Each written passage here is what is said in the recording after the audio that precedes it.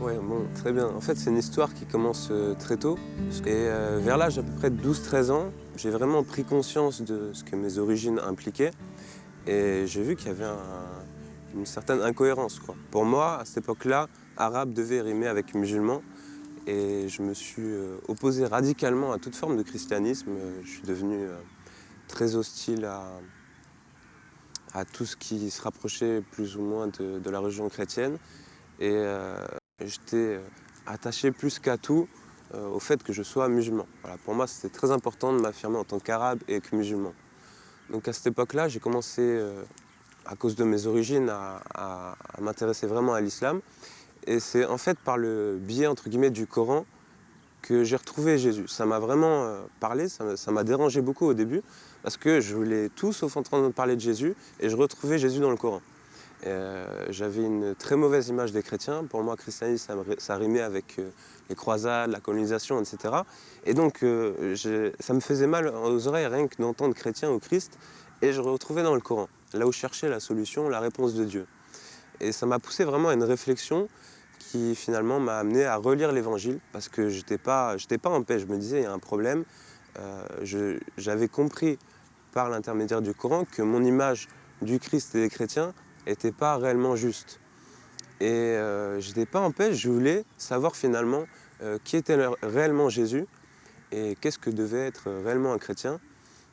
Et d'autant plus que je n'avais pas trouvé de choses qui m'interdisaient strictement dans le Coran de lire l'Évangile, je me suis dit, bon bah, je veux régler cette question une fois pour toutes, je veux savoir qui est Jésus, parce que ça me trottait dans la tête et ça m'empêchait de dormir. Et petit à petit, en fait, bon, au début, j'étais très réticent, quoi. Je lisais la Bible, on va dire, plus pour régler la question que par réel intérêt. Et petit à petit, j'ai vraiment été touché, interpellé par la personne de Jésus, par son message, parce que je faisais une comparaison inconsciente avec le Coran, puisque je venais de le lire, de l'étudier. Et franchement, j'ai été très touché par ce message, vraiment cette invitation à la relation personnelle avec Dieu, ce message d'amour, de paix de Jésus. Et petit à petit, mon cœur s'ouvrait et je devenais de plus en plus réceptif à ce message. Et on va dire que l'élément déterminant, c'est quand je suis arrivé à l'histoire de la croix, où là, j'ai vraiment été chamboulé dans la mesure où j'ai compris que ce Jésus que j'avais vraiment rejeté et méprisé pendant de nombreuses années, et ben en fait, il avait accepté de mourir sur la croix à ma place. Et ça, j'avoue que j'aime dire que c'est l'amour de Dieu qui a brisé ma résistance, quoi. Parce que j'étais vraiment haineux, colérique, etc.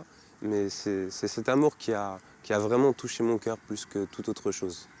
Et donc j'avais la haine contre les Français, contre l'État, contre l'Occident, contre un petit peu tout et n'importe quoi. Et ça a vraiment changé une fois que j'ai accepté le Seigneur. Bon, ça ne s'est pas fait du jour au lendemain.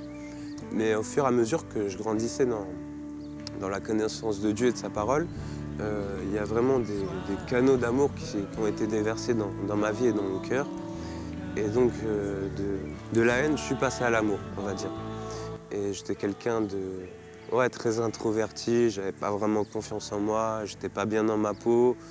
Je faisais mine que tout allait bien avant ma conversion, parce que voilà, je vendais du shit et tout, donc j'avais pas mal d'argent, j'étais respecté, je sortais avec quasiment toutes les femmes que je voulais, mais j'avais vraiment pas du tout, au fond de moi, la paix et la joie. Et ce sont des choses que j'ai trouvées dans la communion avec Dieu, dans la relation avec Jésus.